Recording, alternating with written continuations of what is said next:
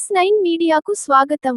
శ్రీరామచంద్రుడు వనవాసకాలంలో సీతా లక్ష్మణ సమేతుడై నడయాడిన పుణ్యక్షేత్రంగా దక్షిణ అయోధ్యగా కీర్తిస్తున్న భద్రాచలం శ్రీ సీతారామచంద్ర స్వామి వారి ఆలయంలో ప్రధాన క్రతువులలో ఒకటైన శ్రీ ముక్కోటి వైకుంఠ ఏకాదశి ప్రయుక్త అధ్యయనోత్సవాలు ఈ నెల 31 నుండి ప్రారంభమవుతున్నాయి.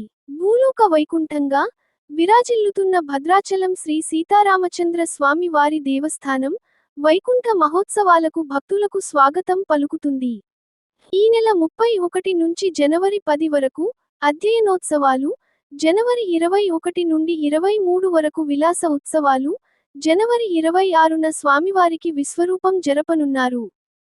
అధ్యయనోత్సవాలలో భాగంగా ఈ నెల 31 నుండి జనవరి 9 వరకు పగలుపత్తు, 10 నుంచి జనవరి 20 తేదీ వరకు రాత్రి జరిగే రాపత్తు ఉత్సవాలు వైభవంగా జరిపేందుకు ఏర్పాటు చేస్తున్నారు.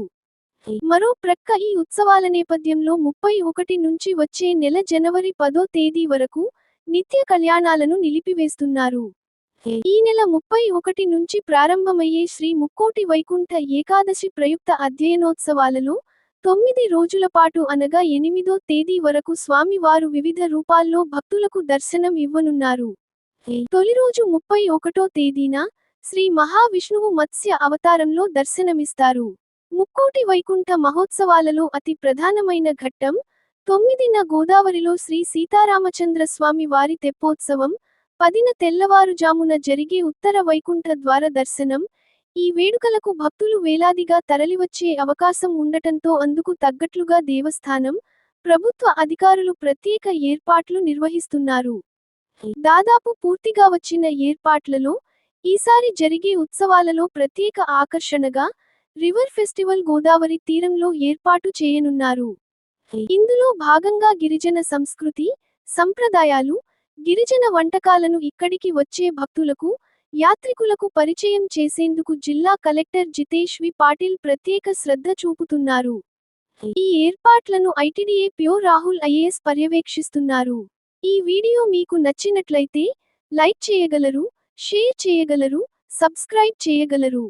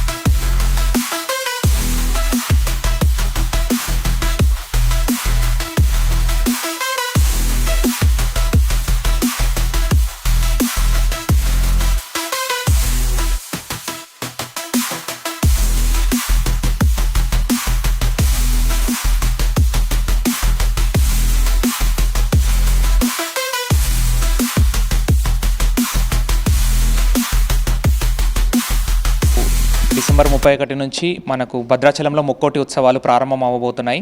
దానికి తగ్గట్టుగా ఎంతమంది భక్తులు వచ్చినా కూడా అన్ని రకాల వసతులు ఉండేటట్టు కలెక్టర్ గారి సహకారంతో మనం ప్లాన్ చేస్తున్నాము. ఈసారి స్పెషల్గా ఫస్ట్ టైం ఇప్పటిదాకా చేయనటువంటిగా రివర్ ఫెస్టివల్ అని స్టార్ట్ చేస్తున్నాము. ఇదంతా మన కొత్తగూడెం జిల్లా యొక్క టూరిజం బ్రాండ్ని పెంపొందించే విధంగా చేస్తున్న కృషిలో ఇది మొట్టమొదటి step. So ఎస్పెషల్లీగా 8th, 9th, 10th అంటే చివరి రోజుల్లో తెప్పోత్సవంకి ముందు నుంచి మెయిన్ ఉత్సవం రోజు వరకు అక్కడ గోదావరి రివర్ వెంబడి మనం ఒక స్టేజ్ వేసి కల్చరల్ ప్రోగ్రామ్స్ మన లోకల్ ట్రైబల్స్ అన్ని రకాలుగా అంటే నాయక్పోడు కానీ కోయ కానీ లేకపోతే కొండారెడ్డి కానీ వాళ్ళ నృత్యాలకు సంబంధించిన అవి చేయిస్తున్నాము. అట్లాగనే హైదరాబాద్ నుంచి కూడా ఒక మంచి ట్రూప్స్ని పిలిపించి పెద్ద ఎత్తున చేయబోతున్నాము. దానితో పాటు అక్కడ మనకు ట్యాంక్ బండ్ పైన చూసుకుంటే ఉన్న స్పేస్లో మనం ఒక 30 నుంచి 35 ఫస్ట్ టైం అవి కూడా స్టాల్స్ పెట్టబోతున్నాము. ఇవన్నీ కూడా గిరిజన ప్రోడక్ట్స్, మన మహిళా సంఘం యొక్క ప్రోడక్ట్స్. మనకు వేరియస్ సోప్స్ ఉన్నాయి, కళాకృతులు ఉన్నాయి, ఫుడ్ ఐటమ్స్ ఉన్నాయి. అవన్నీ కూడా సేల్ పాయింట్ లాగా పెట్టేసి వచ్చిన భక్తులందరికీ కూడా అవి అమ్మేటట్టు, సో భక్తులకు కూడా మంచి మంచి ప్రోడక్ట్స్ రావడము, ఎట్ ద సేమ్ టైం మన గిరిజనులకు కూడా మంచి సేల్స్ అవ్వడము. దీనితో పాటు మనం అక్కడ టెంట్స్ కూడా ప్లాన్ చేస్తున్నాము ఫర్ నైట్ స్టే. సో ఇది కూడా ఈ 3 కూడా ఫస్ట్ టైం మనము కలెక్టర్ గారి సహకారంతో చేస్తున్నాము. ఇవి ఫస్ట్ స్టెప్స్ సక్సెస్ అయితే నెక్స్ట్ ఫర్దర్ వచ్చే సంవత్సరాల నుంచి వింటర్ అంతా కూడా ఇవి చేసేటట్టు ప్లాన్ చేస్తున్నాము.